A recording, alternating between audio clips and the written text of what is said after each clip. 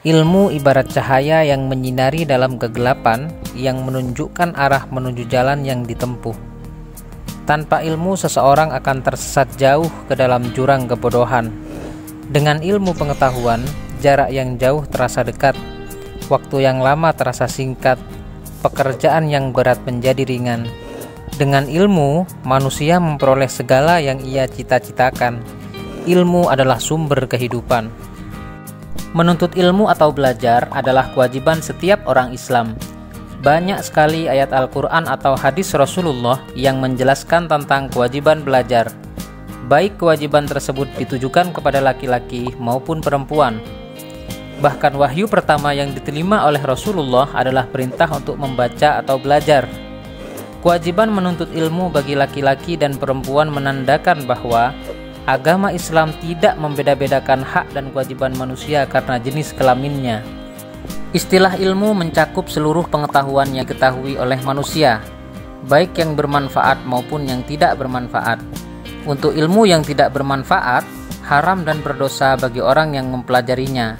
Adapun ilmu yang bermanfaat, maka wajib dituntut dan dipelajari. Hukum menuntut ilmu wajib terbagi atas dua bagian.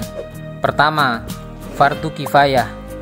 Hukum menuntut ilmu fardu kifayah berlaku untuk ilmu-ilmu yang harus ada di kalangan umat Islam, sebagaimana juga dimiliki dan dikuasai oleh orang-orang kafir, seperti ilmu kedokteran, perindustrian, ilmu falak, ilmu eksakta, dan ilmu-ilmu yang lainnya.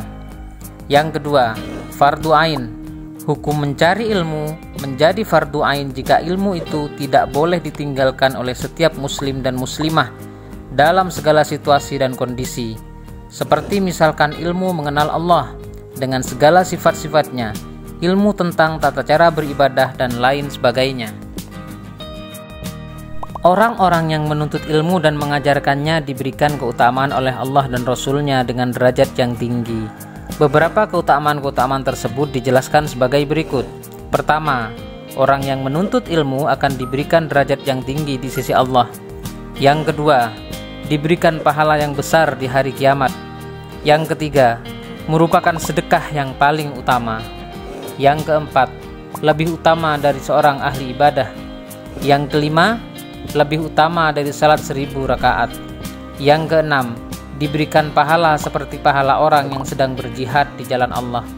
Sedangkan yang ketujuh, orang yang menuntut ilmu dinaungi oleh malaikat pembawa rahmat dan dimudahkan menuju surga.